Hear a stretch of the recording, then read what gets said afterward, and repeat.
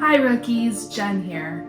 Chasing and seeing storms is exciting, but it wouldn't be possible without some basic understanding about weather, radar, satellites, and much more.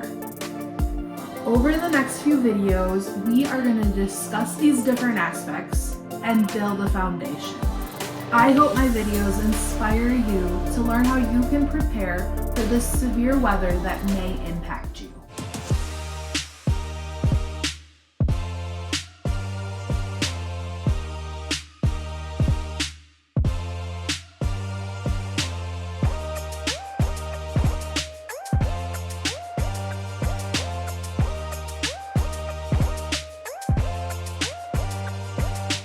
Alright, let's jump into today's video. Today we're going to talk about radar. You have probably seen images or video on social media or your local news, and they probably look like this, or maybe they look like this.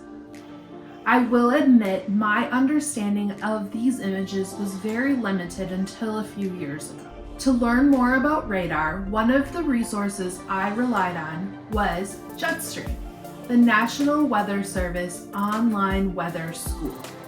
There will be a link in the description. I highly recommend you going and checking it out.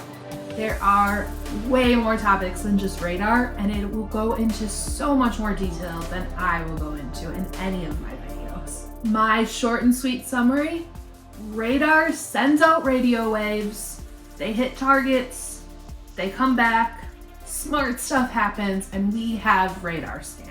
Radar scans different elevations to capture as much information as possible.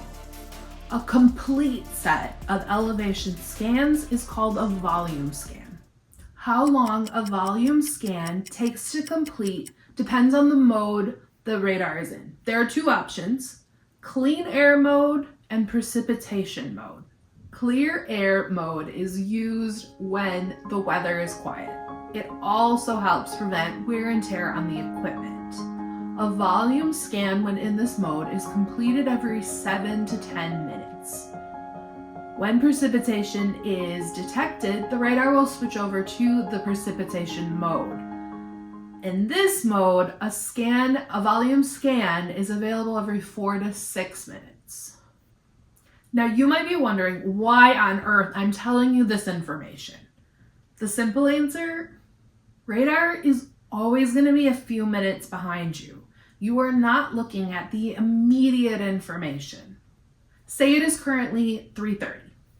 The radar images you could be looking at could be from 3:26 or even 3:20. In most situations, this will be perfectly fine. It is a concern though if you're around fast-moving storms. A lot can change in 5 minutes. I have said this in previous videos. I use the app RadarScope.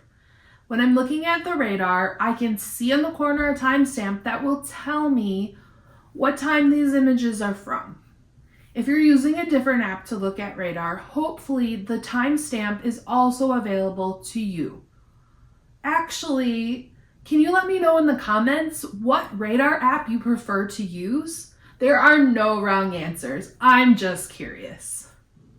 Now, let's get into what radar is used for. You are probably most familiar with a product called reflectivity. Reflectivity is used to show where precipitation is occurring. Generally, the higher the reflectivity, the higher the precipitation. The unit of measure is dBz, decibels of reflectivity. We're definitely avoiding the math, the smart stuff in this video. Now let's take a look at some general reflectivity guidelines. Green, 20 to 40 dBz is light precipitation. As reflectivity goes up, we see the colors go from green to yellow to red. There are, of course, some exceptions to heavy precipitation. Jetstream, which I mentioned earlier, does a really great job of explaining it. You really should go check it out. There are other products available through radar. Another commonly used one is velocity. It measures how fast a target is coming towards radar or away from radar. Winds blowing towards radar are generally indicated using green colors, And then winds moving away from radar are generally red. I remember it by saying green means go, and so you're moving forward, and then red means no. I don't know. I just remember what green is, and then obviously red's the opposite. Let's look at an example of reflectivity and velocity from jet stream. On the velocity image on the right, we can see strong winds both inbound and outbound next to each other within the yellow circle. This is called a couplet and shows strong rotation. We are not really going to talk about the other radar products that are available. They're interesting, but I don't really use them much. Maybe in the future, if I start using them more, I will explain them. As a reminder, I am not an expert in any of this. Only a few short years ago, I knew nothing. I have spent time learning, and I'm excited to share what I've learned with you.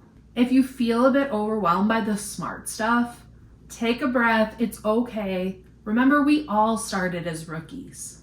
Well, it was fun chatting about radar. In the next video, we are going to talk about satellites, another tool we can use to help us understand a little bit about what's going on in the atmosphere around us. See you then. Wait, before you go, please go check out Jetstream. It is my favorite education tool to recommend, and it has taught me so much. Okay, bye.